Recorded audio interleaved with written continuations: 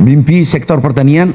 Dulu aku ketemu BM se-Indonesia, kami diskusi, ada yang keras bertanya, IPB, Andala, silahkan bertanya.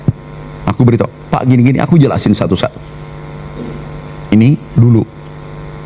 Justru hari ini, apa yang saya sampaikan dulu pertemuan itu, hari ini kami ingin menyampaikan fakta, data, capaian hari ini. Negara ini butuh, negara, perusahaan apapun membutuhkan kritik konstruktif. Nah, ini kami setelah ketemu, kami katakan dulu aku janji 4 tahun swasembada. Swasembada, alhamdulillah 4 tahun berubah menjadi 1 tahun. Tahun ini sudah swasembada, dan bukan kata saya. Itu kata BPS independen. Ini BPS, kata FAO, ini dunia, organisasi dunia 34, cek ini sama datanya kembali yang tadi. Ini bukan kata aku, BPS nih, kemudian ini, kemudian FAO dunia ini 35 mengatakan 35, kemudian nomor 2 dunia, kita kembali nomor 2 dunia setelah Brasil kenaikannya ya. Kemudian Amerika, United States Department of Agriculture, ini clear ya, bukan Kementerian Pertanian. Tidak boleh aku perintahkan dirjen, tidak boleh mengeluarkan data. Yang boleh mengeluarkan ya independen. Kalau aku keluarkan data subjektif, ini sudah jadi kenyataan. Anda boleh cek dari BPS, BPS dari FAO, FAO dari Amerika. 3 lembaga ini tidak mungkin bisa dibantah oleh orang tertentu, siapapun mereka. Datanya bukan dari kita, bukan dari negara Republik Indonesia saja, tapi dari FAO, ya independen, tidak bisa dipengaruhi. Apalagi Amerika tidak bisa dipengaruhi datanya. Ini clear ya, selesai, dan Anda boleh buka. Nah, ada yang mengatakan, ada satu orang oknum tiba-tiba mengatakan swasembada tidak benar. Ternyata belum paham apa itu swasembada. Ini repot. Dia tidak mengerti apa itu kedaulatan pangan. Food security dia tidak bisa bedakan. Self sufficiency tidak bisa bedakan. Yang dikatakan swasembada adalah impor maksimal 10%. Sekarang 0. Ini 0 sekarang nih. Berarti swasembadanya sempurna. Beras, dia lagi polemikan antara beras dengan pangan. Beras dengan pangan. Oh, ini belum swasembada pangan. Kenapa selalu beras dengan pangan sama? Karena beras itu 90% satu piring biasanya di kampung, 90% beras. Kalau saya, selebihnya ikan kering tambah garam sedikit, sayur. Yang mendominasi kita konsumsi adalah beras kan? Makanya identik dengan pangan. Dia mau rancukan di situ. Yang lebih parah kalau, maaf, kalau ada saya, sarjana hukum mengamat pertanian, repot ini negara. Tapi sarjana pertanian mengamat hukum, hancur ini republik. Tahu, salah kebijakan itu jauh lebih berbahaya daripada koruptor dan perampok sekalipun. Hati-hati. Salah statement bisa nggak pertanggungjawabkan di akhirat. Berdosa pada 286 juta orang kalau salah. Oke, next kita lihat Bulog. Ini Bulog tertinggi. Ini tertinggi sejak 69. Sejak 69 bisa lihat.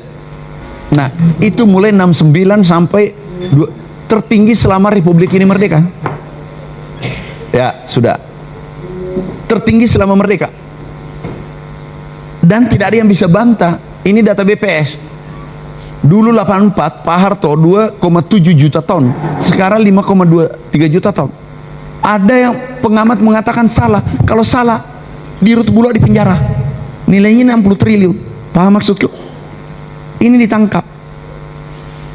Gudangnya 3 juta ton, sekarang 5 juta ton, sudah sewa 2 juta ton. Iya Pak Dirut. Dan seluruh mahasiswa Indonesia boleh cek.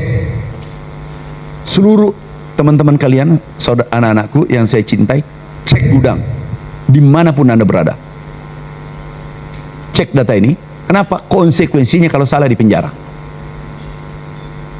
Berarti FAO, BPS dari Amerika, Bulog.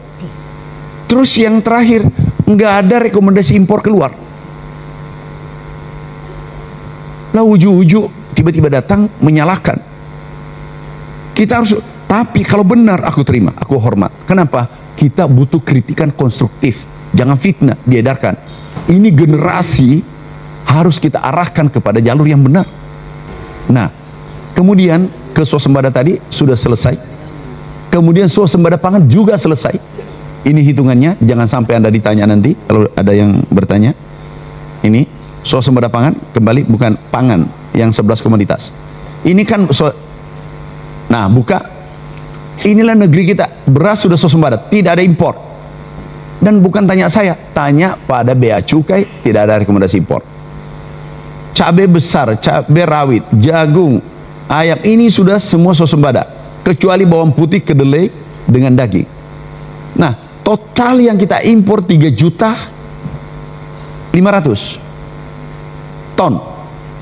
Kebutuhan kita 68. Kalau 3,5 dibagi 68 itu 4,9%. Artinya di bawah 10% kan? Swasembada enggak? Ini yang direkomendasi oleh pemerintah. Ada SK-nya. Ada SK-nya. Clear kan? Harus ngerti dulu swasembada apa, kedaulatan pangan ada, ketahanan pangan, baru bicara. Ahli pertanian saja belum tentu mampu menguasai ini, apalagi sarjana bukan bidangnya. Wassalam. Nah, ini aku uraikan. Kemudian ke depan, ini ke depan mimpi kita. Mimpi inilah gagasan besar Bapak Presiden. Siapapun presiden kita pasti ada plus minus, tapi yang aku rasakan pangan, mimpi kita adalah semua pulau nih swasembada pangan. Kenapa? Agar tidak perlu ada biaya ngangkut. Paham maksudku? Nggak ada biaya angkutan laut. Kemudian kita protein, ini sudah swasembada yang hijau. Protein sudah kita ekspor, telur dengan ayam. Pangan, beras sudah. Ini kita sudah ekspor nih, telur, ayam. Next, kembali yang tadi, biodiesel. Presiden instingnya, Bapak beliau begitu dilantik, Pak Mentan siapkan sawit jadikan solar. Ini akan ada geopolitik memanas, ada perang. Ternyata hari ini terjadi. Tahu, bertepatan tahun ini tidak impor solar 5 juta ton. Kalau kita impor kemudian Selat Hormuz ditutup, apa jadinya negeri kita? Pangan, krisis pangan. Kemarin Australia meminta pupuk dari Indonesia. Australia, Brasil, Filipina dengan India. Dubes India telepon saya langsung. Ini ada beritanya. Oh, ini setelah tahun ditutup, India hingga Australia rebutan pupuk dari Indonesia. Kita terhormat karena visi besar, keyakinan presiden kita. Negara lain harga pupuk naik kan karena ditutup Selat Hormuz. Benar nggak? Benar kan? Ini apa namanya, putaran ekonomi tersendat kan? 20% barang itu lewat minyak, lewat Selat Hormuz. Begitu ditutup, ini naik harga-harga. Indonesia harga pupuknya turun. Coba turun. Nih, turun 20%. Dan Anda boleh tanya petani seluruh Indonesia. Ini tidak ada di dunia ini. Ini pangan kita kuasai, ini kita kuasai. Ini solarnya dari sawit. Terakhir etanol. Tahu etanol, teman-teman mahasiswa? Etanol pengganti bensin. Yang temukan, aku tugaskan ITS, ada ITS. Ada ITS enggak ada ya? Sayang tidak hadir. Ada dari ITS? Enggak ada?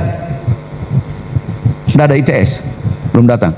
Itu ITS dengan mahasiswa dosennya ciptakan bandwidth bensin sawit. Hari ini langsung kami buatkan industri. Jadi solar sudah selesai. Dunia krisis air, energi dan pangan. Tiga-tiganya solusinya di Indonesia. Tapi kita harus kompak.